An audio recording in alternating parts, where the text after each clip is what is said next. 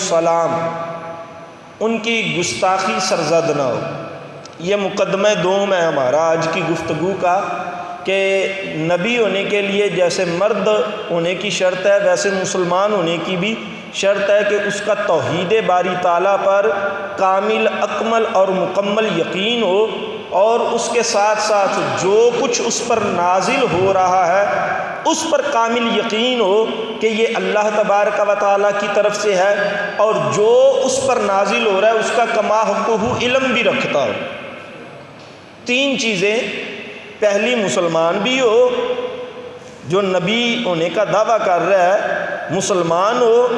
Number دو، اس کے لیے بہت ضروری ہے کہ اسے اس بات کا یقین کامل حاصل ہو کہ جو چیز اس پر اللہ کی طرف سے نازل کی جا رہی ہے وہ حق ہے، سچ ہے۔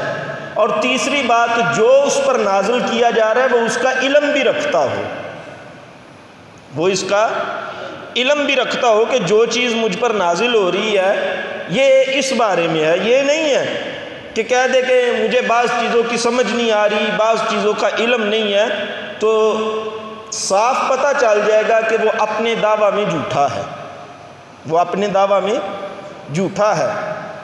یہاں پر ہم مرزا قادیانی کی کتابوں سے ثابت کریں گے کہ اس کا اسلام کے ساتھ دور دور تک کوئی تعلق نہیں ہے، اس کا اسلام کے ساتھ دور دور تک تعلق ہی کوئی نہیں ہے۔ جس طرح کی گستاخیاں اس نے اللہ تبارک و تعالی، حضرات انبیاء کرام علیہ السلام اور خصوصاً امام الانبیاء صلی اللہ علیہ وسلم کے بارے میں کی ہیں، ان گستاخیوں کے زمرے میں قرآن تو یہ حکم ارشاد فرماتا ہے، یا ایھا الذین آمنوا لا ترفعوا اصواتکم فوق صوت النبی ولا تجہروا لہ بالقول کجہر بعضکم لبعض ان تحبط اعمالکم وانتم لا تشعرون۔ سورہ حجرات آیت نمبر 2۔ ارشاد ہوا، اے ایمان والو، لا ترفعوا اصواتکم، اپنی آوازوں کو بلند نہ کرو، فوق صوت النبی، میرے محبوب کی آواز پر اپنی آوازوں کو بلند نہ کرو۔ اگر تمہاری آواز بلند ہو گئی میرے محبوب کی آواز پر، ان تحبط اعمالکم، تمہاری زندگی بھر کے اعمال کو حبط کر دوں گا، جلا دوں گا، وانتم لا تشعرون، اور تمہیں اس بات کا گمان تک نہیں ہوگا کہ ہمارے اعمال کو جلا دیا گیا ہے، اور تم اپنے تئیں نیک اور پارسا بنے پھرتے رہو گے۔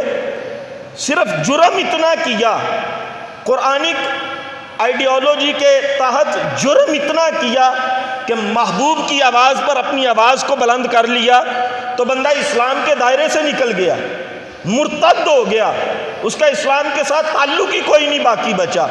جا کے کوئی بندہ اٹھے اور 1350 سال کے بعد ذل اور بروز کا دعویٰ کر کے اور ختم نبوت کے عظیم محل اور ختم نبوت کے تاج پر، ختم نبوت کے تخت پر ڈاکہ ڈالنے کی کوشش کرے، اور اپنے تئیں میاں مٹھو بنتا رہے اپنے منہ سے کہ میں اتنا نیک ہوں، میں اتنا پارسا ہوں، اور میری یہ کرامات ہیں، میرے یہ نشانات ہیں، یہ اس کی کتابیں ہیں۔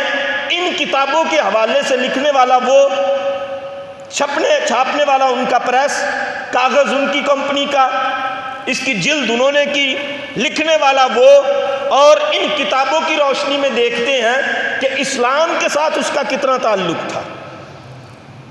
اور یہاں پر میں ایک اور بات کو واضح کر دینا چاہتا ہوں، فتنوں کا دور ہے اور ہر طرح کے فتنے سے نبرد آزما ہونے کے لیے اہل ایمان کو نکلنا پڑتا ہے۔ نوجوانوں کو گمراہ کرنے کے لیے وہ مرزا جیلمی، اس کا ایک کلپ میرے تک کل پہنچا، وہ کہہ رہا تھا جی کہ وہ قادیانی جو ہیں قرآن کو بھی مانتے ہیں، رسول اللہ کو بھی مانتے ہیں، اللہ کو بھی مانتے ہیں، تو وہ تو ہمارے زیادہ قریب ہیں یہود و نصارہ کے مقابلے میں۔ میں نے کہا عقل کے اندھے، جو قرآن میں تحریفیں کی جا رہی ہیں اور قرآن میں جو ایک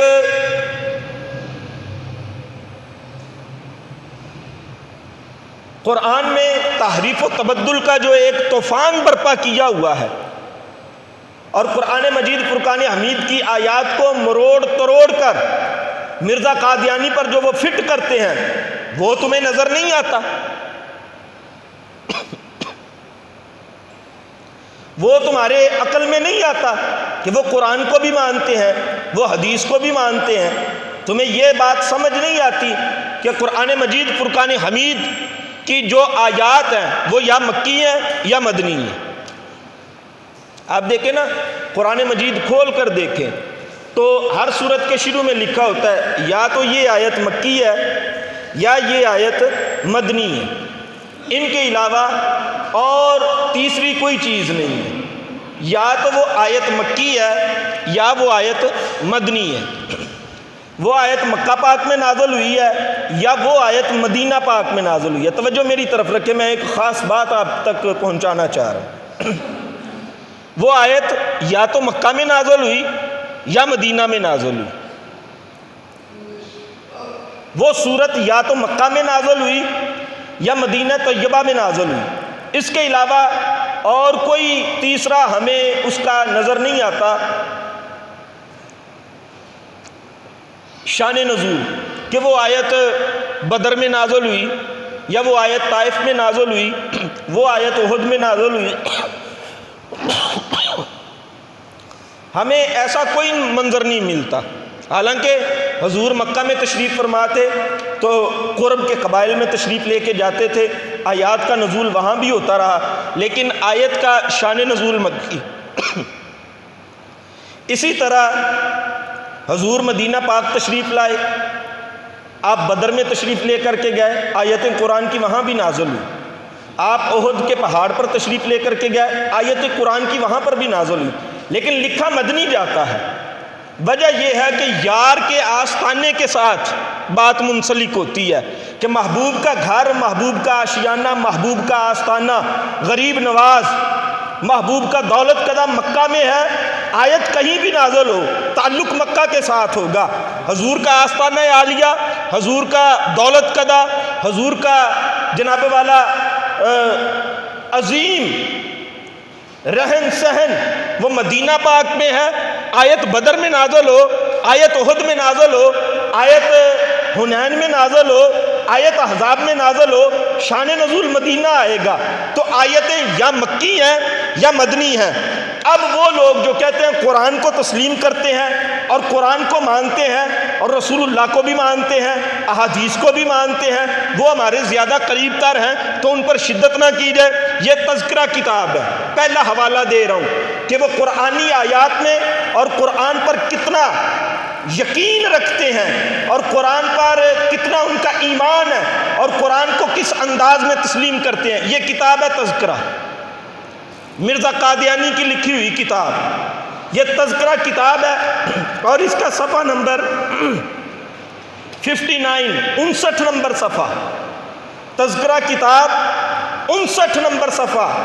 اب آپ کو پتہ چلے گا کہ قرآن مجید فرقان حمید جو کلام الہیہ ہے اور محبوب کریم کی زبان اقدس سے ہم تک پہنچا ہے، جو مکہ میں نازل ہوا یا مدینہ میں نازل ہوا، صحرائے عرب میں نازل ہوا، اس قرآن کے متعلق جس کو بنیاد بنا کر مرزا جیلمی مسلمان نوجوانوں کے ذہنوں کو بھٹکا رہا ہے اور کہہ رہا ہے کہ وہ قرآن کو مانتے ہیں اور قرآن کی جناب والا وہ تمام حقانیت کو مسلم جانتے ہیں، تو پتہ چلے گا یہ تذکرہ کتاب ہے، قادیانی کی لکھی ہوئی ہے، اس کے الہامات، کشوف اور رویا پر مبنی، جو اسے الہام ہوئے، جو کشف ہوئے، جو اسے رویا ہوئے، اس پر مبنی یہ کتاب تذکرہ۔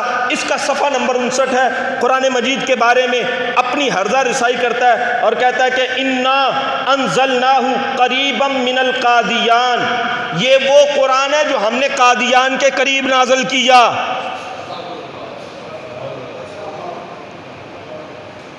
یہ وہ قرآن ہے جو ہم نے قادیان کے نزدیک نازل کیا۔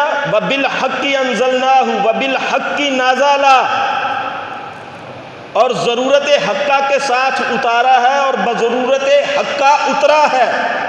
صدق اللہ ورسولہ وکان امر اللہ مفعولا، خدا اور اس کے رسول نے خبر دی تھی کہ جو اپنے وقت پر پوری ہوئی۔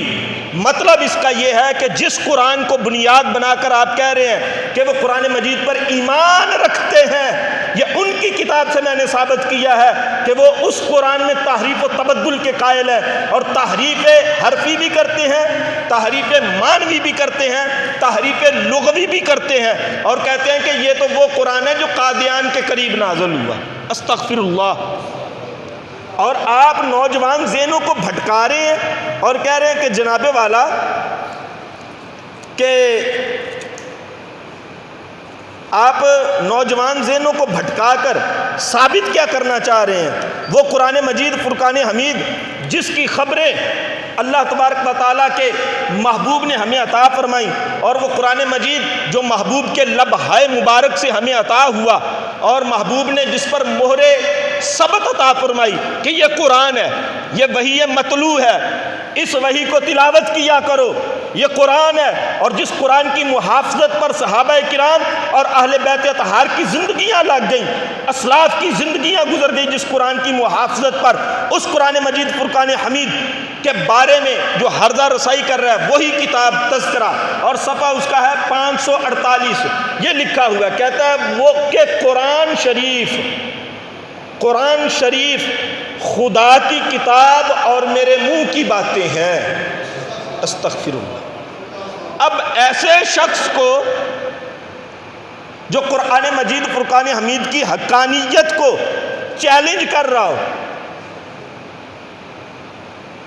یہ معمولی بات نہیں ہے، 1450 سال کی تاریخ اسلام پر نقب زنی ہے، پوری تاریخ اسلام مشکوک ہو کے رہ جاتی ہے۔ مرزا جیلمی صاحب جو آپ کہہ رہے ہیں وہ قرآن کے قائل ہیں، وہ کس قرآن کے قائل ہیں؟ وہ تو اس قرآن کو تسلیم ہی نہیں کرتے نا جو قرآن مکہ اور مدینہ میں نازل ہوا۔ وہ تو کہتے ہیں ہمارے پاس تو وہ قرآن ہے جو قادیان میں آیا۔ استغفر اللہ العظیم۔ اللہ معاف فرمائے، ان کے دجل و فریب سے ہمیں معاف فرمائے، اور ان کی کارستانیوں سے اللہ ہمیں محفوظ و مامون فرمائے، میری آنے والی نسلوں کو ان کے شر اور فتنے سے محفوظ فرمائے۔ اب وہ سنیں،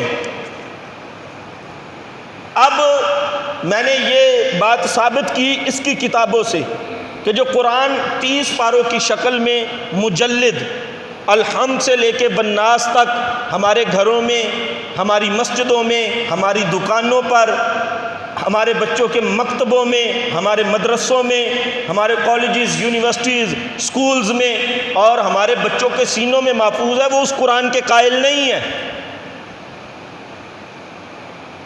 یہ تذکرہ سے میں نے ثابت کیا کہ وہ اس قرآن کے قائل نہیں ہے۔ اب مرزا قادیانی کی وہی سماعت کریں۔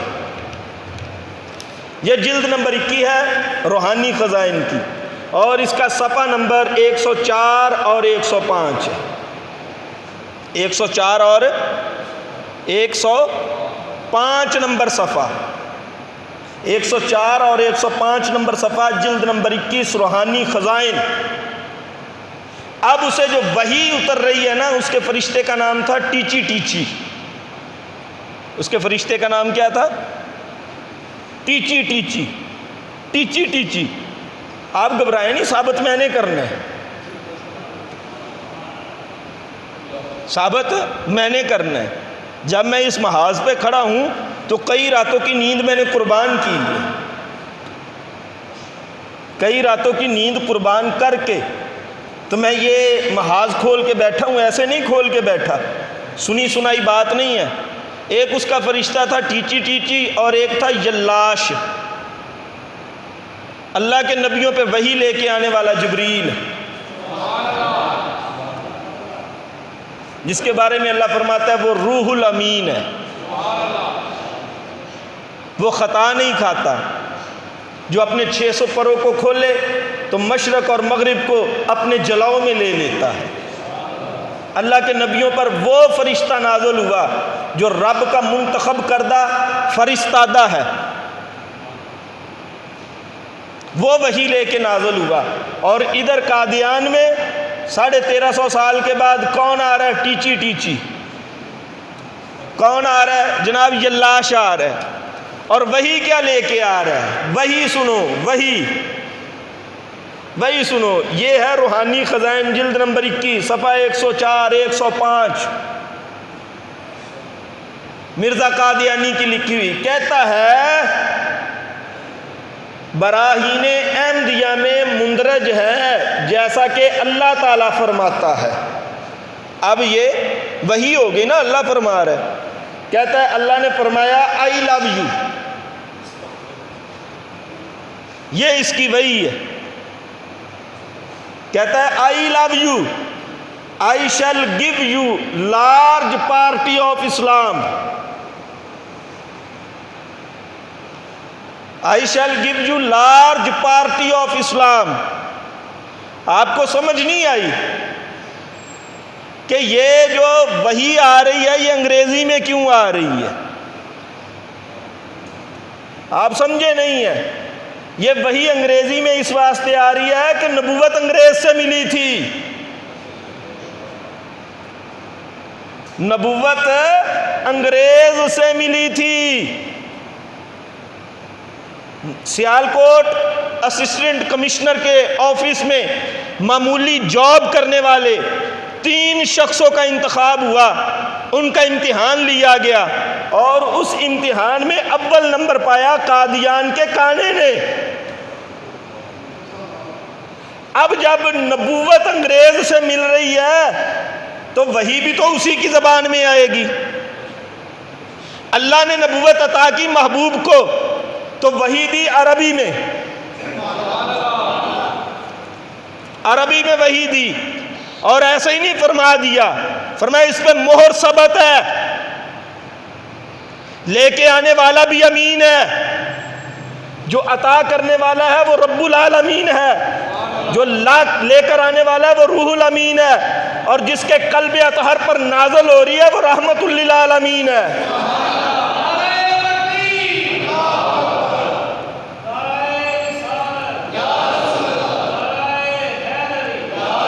اور مرزائیو قرآن پر جو دعویٰ کرتے ہو کہ ہم قرآن کو مانتے ہیں، اور قرآن تو تمہیں وحی ہوا ہی نہیں ہے.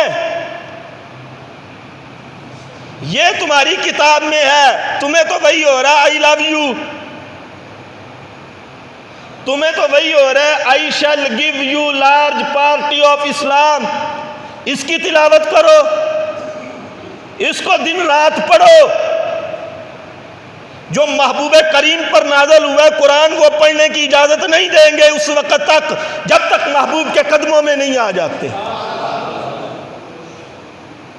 اب سمجھ آ رہی ہے کہ یہ مسلمانوں سے ٹوٹا ہوا فرقہ نہیں ہے، اس کی بیس بنیاد ہی الگ ہے. اور میں نے اپنے مقدمہ میں کہا تھا شروع میں کہ جو نبی پر نازل ہو رہا ہو اسے اس کا کلی علم حاصل ہو، اسے اس کا علم حاصل ہو. 27 رمضان المبارک کی شب تقسیم آیات قرآنی پر گفتگو کرتے ہوئے آیات مقطعات کے بارے میں نے آپ کے گوش گزار کیا تھا کہ یہ وہ آیتیں ہیں جو اللہ اور اس کے رسول صلی اللہ علیہ وسلم کے درمیان راز ہیں. دنیا کا کوئی محقق، محدث، مفسر اس کا ترجمہ نہیں کر سکتا، اور جنہوں نے کیا ہے اپنی عقل کے مطابق، اپنے علم کے مطابق، اپنی شعور کے مطابق کیا. یہاں تک کہ آیات مقطعات کا ترجمہ جبریل کو بھی نہیں پتا، لیکن محبوب فرماتے علمت، میں جانتا ہوں،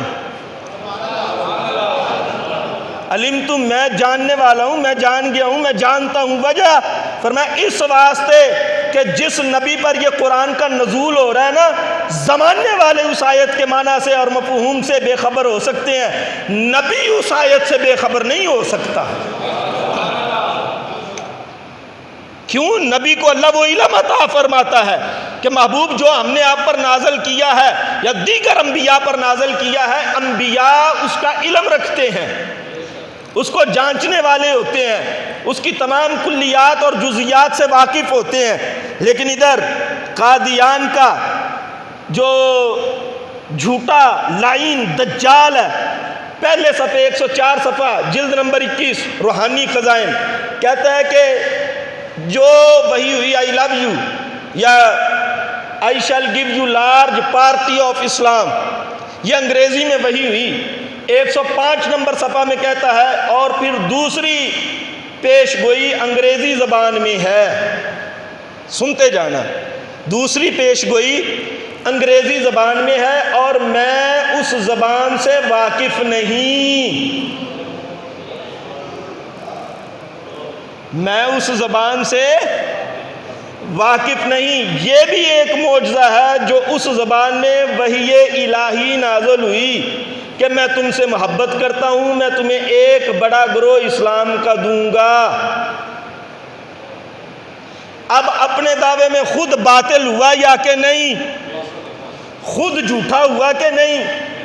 پہلے صفحے میں کہہ رہا ہے، اور میں نے مقدمہ یہ درج کیا تھا کہ اللہ کے نبی پر جو نازل ہوتا ہے اس کا علم اللہ کے نبی کو عطا کیا جاتا ہے، اور یہ اپنی زبان سے مان رہا ہے کہ یہ زبان مجھے نہیں آتی۔ ایک اور جگہ لکھتا ہے کہ مجھے سنسکرت بھی نہیں آتی، مجھے ہندی زبان بھی نہیں آتی، اور جو وہی مجھے ہندی زبان میں نازل ہوتی ہے اس کے ترجمے کے لیے میں نے ایک ہندو پنڈت رکھا ہوا ہے۔ یہ اس کی کلائی ہے۔ پھر بھی کہتے ہو کہ یہ قرآن کو تسلیم کرنے والے ہیں، قرآن پر ایمان لانے والے ہیں اور قرآن کی حقانیت کے قائل ہیں۔ اب یہ دیکھیں، نبی وہ ہوتا ہے جو مرد ہو، مسلمان